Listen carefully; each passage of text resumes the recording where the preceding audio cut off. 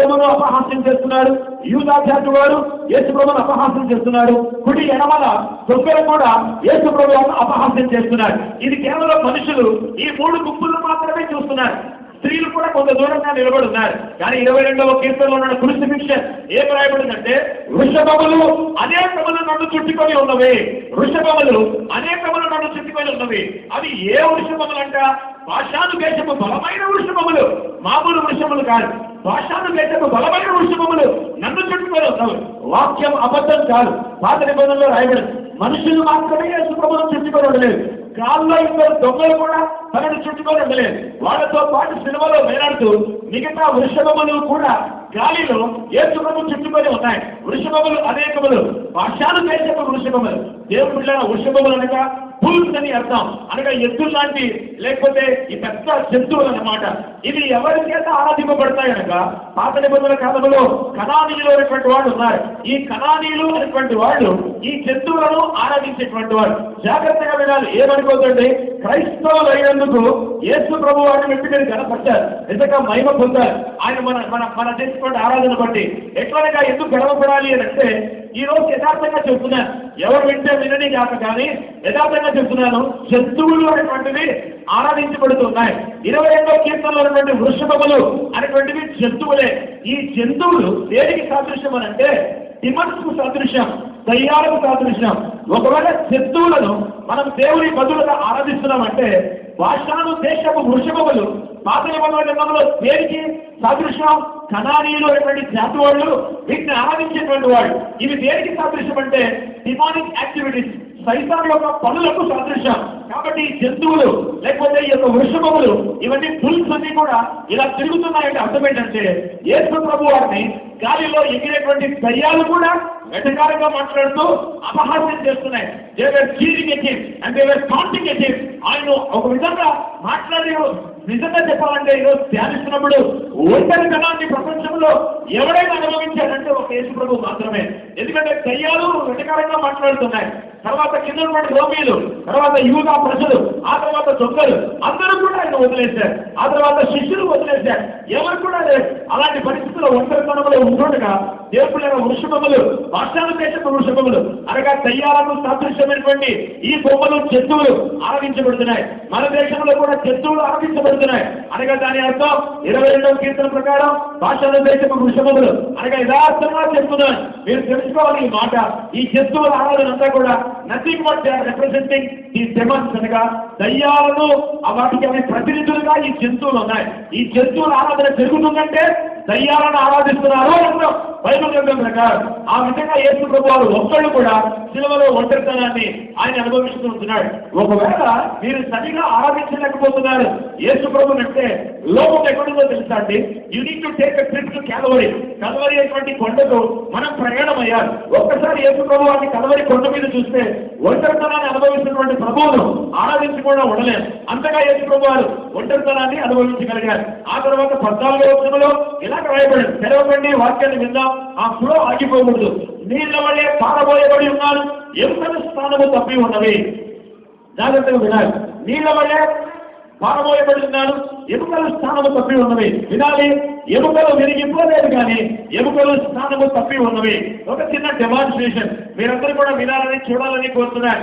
యేసు ప్రభువు ఎంత శ్రమ అనుభవించారు. నా జాగ్రత్త గమనించండి. మేకులు ఎక్కడ కొట్టబడ్డాయనగా ఎక్కువగా రీసెర్చ్ చేసినటువంటి స్కాలర్స్ అందరూ కూడా చెప్పేటువంటి మాట ఇక్కడ అని కాదు. చాలా మందికి వాళ్ళకి బొమ్మలు చూపిస్తారు. బొమ్మలు యేసు ప్రభువుకి ఇక్కడ కొట్టబడింది. ఆ మేకు ఇక్కడ కొట్టబడినప్పుడు 84-86 కేజీలు ఉన్న యేసు ప్రభు వారు శిలువ మీద 6.5 గంటలు వేలాడుతూ ఉండగా ఇక్కడ కొట్టబడినటువంటి మేకు నిదానంగా వేలాడుతున్నప్పుడు ఇది చిరిగిపోయే అవకాశం. ఈ చర్మము, ఈ మాంసము చిరిగిపోతే ఆ చర్మము చెయ్యి పైకి వస్తే యేసు ప్రభు వారు ముందుకు పడినటువంటి అవకాశం ఉంది.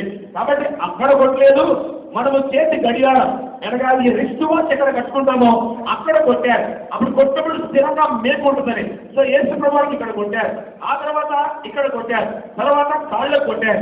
చాలా జాగ్రత్తగా వినాలని కోరుతున్నారు. ఇప్పుడు ఏం జరిగింది అనగా ఈ రిస్ట్ కు ఎక్కడైతే చేతి గడియారం కట్టుకుంటామో, రిస్ట్ వాచ్ కట్టుకుంటామో అక్కడ మేకు కొట్టబడింది. ఎప్పుడైతే ఇక్కడ మేకు కొట్టబడిందో విపరీతమైనటువంటి పెయిన్ ఇక్కడ నుంచి ఎక్కడికి వస్తుంది అంటే షోల్డర్స్, భుజముల మీదకి వస్తుంది అనమాట.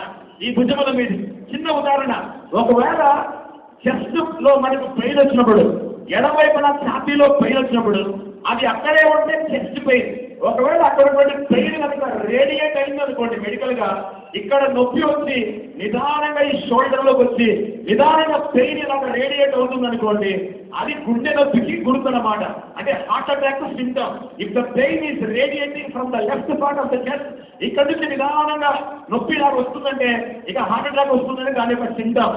యేసు ప్రభు వారికి ఇక్కడ మేకు కొడితే వినాలని కోరుతున్నాను. ఏం జరిగింది ఇక్కడ మేకు కొడితే ఆ నొప్పి మనకి ఇక్కడ నుంచి ఇక్కడికి వస్తే ఆయనకి ఇక్కడ నుంచి నిదానంగా షోల్డర్స్ మీదకి వచ్చేది. షోల్డర్స్ మీదకి వచ్చిన తర్వాత ఈ చెస్ట్ పార్ట్ మీదకి యేసు ప్రభు వారికి వచ్చేది. చెస్ట్ పార్ట్ మీదకి ఎప్పుడైతే వచ్చిందో యేసు ప్రభు వారికి చెస్ట్ మజిల్స్ ఇవి ఈ ఛాతీ మీద ఈ కండల మీదకి వచ్చేది. ఇలా ఉన్నప్పుడు మజిల్స్ మీదకి వచ్చినప్పుడు ఊపిరి అందడం యేసు ప్రభు వారికి కష్టమైంది. అమలారా మీరు వినాలి ఒక్క మాట, ఏంటి అంటే యేసు ప్రభు వారు ఊపిరి తీసుకోవడానికి ఏం చేశారంటే ఒక్కసారి ఇలా అనాలి. అలాంటప్పుడు అలా అనటానికి దేని మీద ఆధారపడ్డాడు? జాగ్రత్తగా వినండి, ఊహించండి. రెండు కాళ్ళ మధ్యలోకి కూర్చొని ఎందుకు తిరుగుతున్నా అనవసరంగా చేద్దాం కూర్చోవాలి. రెండు కాళ్ళ మధ్యలోకి మేకను కొట్టారు. యేసు ప్రభువారు నిలబెట్టడానికి, జాగ్రత్తగా వినండి, కంప్లీట్ పాదం కింద లేదు. యేసు ప్రభువారు నిలబెట్టడానికి కంప్లీట్ గా పాదం లేదు. పాదము మధ్యలోకి చీర వెళ్ళిపోయింది, రెండు పాదాల్లోకి చీర వెళ్ళిపోయింది. అలాంటప్పుడు యేసు ప్రభువారు ఊపిరి పీల్చారు. ఇక్కడ మేకు కొట్టి పెయిన్ అంతా కూడా ఇలా వస్తే ఇక్కడికి వచ్చిన తర్వాత అటు నుంచి ఇక్కడికి వచ్చిన తర్వాత ఏమవుతుందంటే ఇలాంటి పెయిన్ వచ్చినప్పుడు ఆ కాలంలో రీసెర్చ్ చేసినప్పుడు పెరాలసిస్ అనేది కూడా వస్తుంది, పక్షవాతము కూడా వస్తుంది. యేసు ప్రభువుకు నోరు ఒక కాలు చెయ్య ఒక్కరి పెట్టడానికి అవకాశం ఉంది, కానీ రాలేదు. ఎందుకో దేవుడు పర్ఫెక్ట్ గానే ఉంచాడు. ఎందుకు పెరాలసిస్ రాలేదో తెలుసా అండి? పక్షవాతం ఎందుకు రాలేదు తెలుసా? వాళ్ళ అమ్మగారు చిన్నప్పుడు యేసు ప్రభు పుట్టినప్పుడు కొద్ది గుడ్డలతో చుట్టారు. అంటే అర్థమేంటి? ప్రతి లింబు కూడా, ప్రతి అవయవం కూడా ఆయన శరీరంలో పర్ఫెక్ట్ గా ఉండాలి.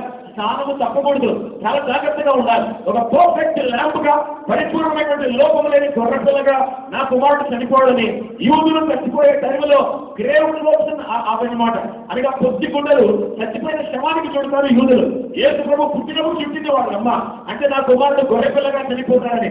కనుక యేసు ప్రభు వారికి ఇలా పడినప్పుడు పక్షవాతం రాలేదు, నోరు వంకరపోలేదు, కాలు చేయి పడిపోలేదు, కానీ యేసు ప్రభు అలాగే పర్ఫెక్ట్ గా ఉన్నారు. అయితే ఇప్పుడు ఊపిరి పీల్చారు.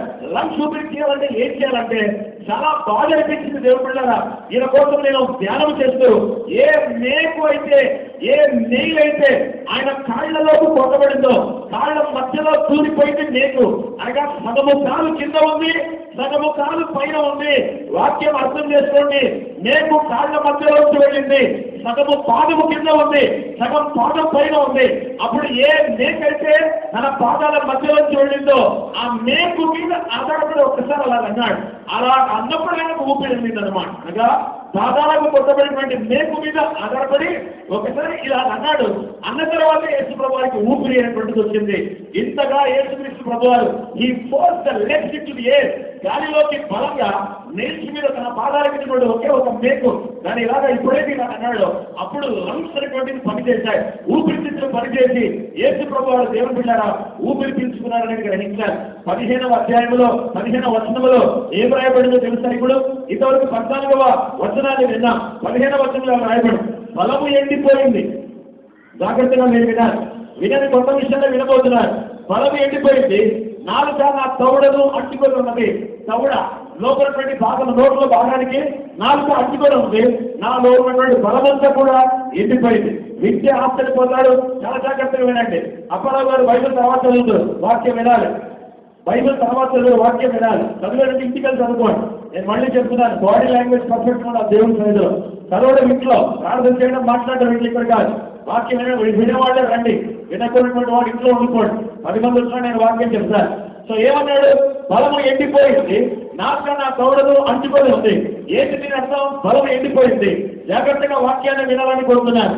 మత్తయి సువార్త 4వ అధ్యాయం, లూకా సువార్త 4వ అధ్యాయం, ఆ తర్వాత యోహాను సువార్త 19వ అధ్యాయం 26వ వచనం. ఏం జరిగింది దేవుని బిడ్డలారా? ఈ 3 లేఖన భాగాలు గమనించండి. మత్తయి సువార్త 4వ అధ్యాయంలో యేసు ప్రభువు ఉపవాసం ఉండి ఆకలిగా ఉన్నారు. లూకా సువార్త 4వ అధ్యాయంలో కూడా యేసు ప్రభువు 40 దినాలు ఉపవాసం ఉండి ఆకలిగా ఉన్నారు. 19వ అధ్యాయం 26వ వచనం యోహాను సువార్తలో నేను తప్పికొనుచున్నాను. యేసయ్య యొక్క పరిచర్య భూమి మీద ఆకలితో ప్రారంభించబడి దప్పికతో ముగించబడింది. చూసారా? ఆయన పరిచర్య ఆకలితో ప్రారంభించబడింది. ఎప్పుడొచ్చాడంటే ఆయన పరిచర్యకు 30 సంవత్సరాలు వాళ్ళ అమ్మ దగ్గరే ఉన్నాడు. వాళ్ళ నాన్న యోసేపు అప్పుడు చనిపోయాడు. పెద్ద కుమారుడి మీద బాధ్యత. అందుకనే తల్లిని, 4 తమ్ముళ్లను, 5 చెల్లెళ్లను, మొత్తం 10 మందిని, తనతో పాటు 13 మందిని యేసు ప్రభువే ఒంటరిగా ఒక మనిషిగా వృత్తి ధర్మాన్ని నెరవేర్చుకుంటూ పోషించాడు. 30 సంవత్సరాలు అయిపోయింది. వాళ్ళ అమ్మగారిని, 4 తమ్ముళ్లను, 5 చెల్లెళ్లను విడిచిపెట్టేసి 10 మందిని విడిచిపెట్టేసి యేసు ప్రభువు సేవకు వచ్చారు. రావటం త్వరగా విన్నాం. ఎక్కడికి వెళ్ళిపోయాడు? బాప్తిసం ఇచ్చి యోహాను దగ్గరికి. యోర్దాను నదిలో బాప్తిసం పొందారు. బయటికి వచ్చారు. పరిశుద్ధాత్ముడు పౌల రూపంలో వచ్చారు. జాగ్రత్తగా వినాలి. వెంటనే పరిచర్య ప్రారంభించలేదు. ఆయన 40 దినాలు ఉపవాసం ఉండి దేవుడి సన్నిధిలో కనిపెట్టిన తర్వాతే ప్రార్థనతో పరిచర్య ప్రారంభించాడు. మీరు ఏమనుకోలేదు, ఊరికి పరిచర్యకి వెళ్ళిపోతున్నారు. ప్రార్థన లేకుండా పరిచర్య జరగదు. సిద్ధపాటు లేకుండా ఫుల్ టైం మినిస్ట్రీకి రాలేదు. ఎప్పుడు పడితే ఎప్పుడు పరిచర్యకి వెళ్ళిపోతే ప్రార్థన లేకుండా దేవుడి మీద ఆధారపడకుండా దేవుని శక్తిని పొందుకోకుండా పరిచర్య ఫలభరితంగా ఉండదని గ్రహించారు. యేసు ప్రభువు 40 దినాలు ఉపవాసం ఉన్నారు. అప్పుడే పరిచర్య ఉపవాస ప్రార్థనతో ప్రారంభమైంది. అనగా తన పరిచర్య మొదటి 3.5 సంవత్సరాలు అంతా కూడా ఆకలితో ప్రారంభించబడింది ఆయన పరిచర్య. ఆ తర్వాత చివరిలో ఆయన పరిచర్య శిలోమా మీద వేలాడుతూ ఉన్నాడు. 5వ మాట యోహాను సువార్త 19వ అధ్యాయం, నేను తప్పికొనుచున్నాను. సృష్టికర్త అయినటువంటి దేవుడు కిందికి దిగి వచ్చి నీకు నాకు పరిచర్య చేయడానికి తన పరిచర్యను ఆకలితో ప్రారంభించాడు. తన పరిచర్యను దాహముతోనే ముగించుకున్నాడు. అనగా right from the beginning till the end, ప్రారంభం మొదలుకొని ముగింపు వరకు కూడా నీ కొరకు నా కొరకు భౌతికమైనటువంటి శ్రమ యేసు ప్రభువు ఆకలి ద్వారా అనుభవించారు, దాహము ద్వారా కూడా అనుభవించారు. అందుకని ఆకలితో ప్రారంభించబడిన పరిచర్య ఇప్పుడు దాహముతోనే ముగించబడుతుంది. ఆయన దాహమవుతుంది. ఆయనకు నీళ్లు లేవు. 17 గంటలు యేసు ప్రభువు నీళ్లు లేకుండా ఉన్నారు. ఆయనకు ఆకలి అవుతుంది. పస్కాను గత రాత్రే పూజించాడు. ఇప్పుడు ఏమైపోతున్నాయి దేవుని బిడ్డలారా? బలము ఎండిపోయింది. ఎందుకనగా జ్వరం ఉంది. 6.5 గంటలు శిలోమాను మీద వేలాడుతున్నాడు. రెండవదిగా నాలుక దౌడను అంటుకొని ఉంది. అంటే దాహం 17 గంటల నుంచి. అందుకని యేసు ప్రభువు పరిచర్య ఇలాగ ప్రారంభించబడింది. ఆ తర్వాత 16వ వచనం 22వ కీర్తన ఇలాగ రాయబడుతున్నాయి, నా చేతులను పాదములను పొడిచి ఉన్నారు. నా చేతులను పాదములను పొడిచి ఉన్నారు. జాగ్రత్తగా వినండి. అద్భుతం దేవుని యొక్క వాక్యం. మీ చేతిలో ఉన్నటువంటి వాక్యం చాలా గొప్పది. ఇది ఏంటి అనగా, ఈ కీర్తన రాయబడినప్పుడు ఇది 1050 సంవత్సరంలో అనగా 1050 BCలో రాయబడింది. దావీదు ఆ కాలానికి చెందినటువంటి వాడు. ఆ కాలంలో ఇంకా క్రూసిఫిక్షన్ ఇన్వెన్షన్ జరగలేదు. శిలువ పట్టణాన్ని ఇంకా కనిపెట్టలేదు. కనిపెట్టక మునిపే దేవుడు దావీదుకు బయలుపరిచాడు. యేసు ప్రభువు యొక్క పాదాలు, ఆ తర్వాత ఆయన చేతులు పొడవబడతాయి. చేతితో పొడవబడతాయి, చేతులు మేకులతో పొడవబడతాయి, కత్తులతో కాదు. కాళ్ళు కూడా పొడవబడతాయి, కత్తులతో కాదు, మేకులతో. సో దావీదుకు దేవుడి విషయం బయలుపరిచాడు. జాగ్రత్తగా మీరు వినాలి. గత వారం ఒక మాట చెప్పాను, త్వరగా మీకు జ్ఞాపకం చేస్తారు. బబులోనీయులు శిక్ష అగ్నిలో వేసి కాల్ చేస్తారు. పర్షియన్ల శిక్ష సింహాల వేసి చంపేస్తారు. రోమీల శిక్ష బెత్తములతో కొడతారు. ఇశ్రాయేలుల శిక్ష రాళ్లతో కొట్టి చంపుతారు. ఆ తర్వాత రోమీల యొక్క శిక్ష యేసు ప్రభు కాలంలో బ్రతికున్న మనిషిని చచ్చిపోయిన శవానికి నోటికి నోరు, ముక్కుకు ముక్కు, కళ్ళ కళ్ళు, ముఖానికి ముఖం, ఛాతికి ఛాతి ఎదురుగా పెట్టి కట్టేసి చుట్టేసి చీకటి గదిలో పడేస్తారు. చచ్చిపోయినటువంటి శవం కుళ్ళిపోతుండగా కొట్టుకునేటువంటి వాడు శవం తాలూకా ఆ దుర్వాసన పీల్చుకుంటూ, దుర్గంధాన్ని పీల్చుకుంటూ కుళ్ళిపోయినటువంటి శవం గాలి లేనటువంటి ఒక నల్లని గృహములో లేదా ఇంట్లో పీల్చుకొని ఆ విధంగా చచ్చిపోతాడు. రకరకాల మరణ శిక్షలు ఆ కాలంలో ఉన్నాయి.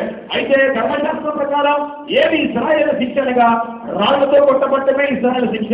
యేసు ప్రభువు రాళ్లతో కొట్టబట్టడానికి వీలేదు. ఆయన పాదాలు, కాళ్ళు పొడవబడాలి. ఎందుకు యేసు ప్రభువు రాళ్లతో కొట్టబడలేదు? ఒకవేళ కొట్టబడటానికి ప్రజలు వచ్చినా మీరు గమనిస్తే సువార్తల్లో యేసు ప్రభువు తప్పించుకొని పారిపోయారు. నేను అనుకున్నాను, ఎందుకు ఈ పిరికివాడు ఇలా వెళ్ళిపోయాడుతున్నాడు ఒకప్పుడు యేసు ప్రభు కోసం తెలియనప్పుడు. కానీ యేసు ప్రభువు కనుక రాళ్లతో కొట్టబడితే వ్యభిచారం చేసిన వాళ్ళే రాళ్లతో కొట్టబడతారు కనుక ఆ శిక్ష ఇతనికి తగదు. కనుక యేసు ప్రభువు శిక్షను పొందలేదు. రాళ్ళ మీద వేలాడదీయబడిన వాడు శాపగ్రస్తుడు. విజయనగరం వచ్చే బుధవారం రిట్రీట్లో అదే వినబోతున్నారు. దేవుళ్ళలో ఒక యవనస్తుడు మన అంశం కనెక్ట్ విత్ గాడ్ అనగా దేవుడితో సంబంధాన్ని కలిగి ఉండండి అనేది రిట్రీట్లో విజయనగరంలో వినబోతున్నాం. ఒక యవనస్తుడు బైబిల్లో ఈ నెవర్ కనెక్టెడ్ విత్ గాడ్, ఈ never had connection with God, దేవుడికి ఎలాంటి సంబంధం లేకుండా, లింక్ లేకుండా, కనెక్షన్ లేకుండా ఉన్నాడు. అలాంటి యవనస్తుడు ఏమైపోయాడు అనేది మన విజయనగరంలో రిట్రీట్లో వినబోతున్నాం. ఇప్పుడు చెప్పబోతున్నాను. రాళ్ళతో కొట్టబడితే దేవుడి వ్యభిచారం చేసిన వాడు అవుతాడు కనుక ఈయన ఎలా చనిపోవాలి? మరాడు మీద వేలాడదీయబడిన వాడు శాపగ్రస్తుడు. వాక్యం నెరవేరాలి. 53వ అధ్యాయం విషయ గ్రంథం వాక్యం నెరవేరాలి. 22వ కీర్తనలో కాళ్ళు చేతులు పొడవబడాలి అంటే శిలువ మీద మేకలు కొట్టబడి చనిపోవాలి. అందుకనే యేసుక్రీస్తు ప్రభువారు శిలువ మరాడు మీద చనిపోవడానికే ఇష్టపడ్డారు. శాపము అనగా ఆ కాలంలో మరి ఈ శిక్ష కాకుండా ఈ క్రూసిఫిక్షన్ ఉంది అనగా దీన్ని బట్టి చూస్తే పర్ఫెక్ట్ గా పాత నిబంధన గ్రంథంలో మేకలు కొట్టబడి చచ్చిపోతాడు అని ఏ వాక్యంగా రాయబడిందో ఎక్కడ కూడా చూసా తప్పకుండా ఒక సున్నా కానీ పొల్లు కానీ నెరవేరపడకుండా ఉండడం కాదు, ప్రతిదీ కూడా నెరవేర్చి యేసు ప్రభువారు చనిపోయారు. ఆ తర్వాత 17వ వచనం ఇలాగ రాయబడింది, నా ఎముకలన్నీ నేను లెక్కింపగలను.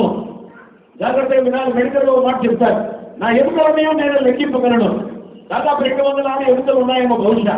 ఆ ఎముకలక ఈయన లెక్కింపగలడట. ఇది దావీదు రాసినటువంటి మాట. అయితే వాస్తవానికి యేసు ప్రభువారి జీవితంలో కూడా నెరవేరు. నా వైపు చూడండి. నిర్గమాకాండం 12వ అధ్యాయం 46వ వచనంలో ఏం జరిగింది? సందర్భం అంతా కూడా ఏంటంటే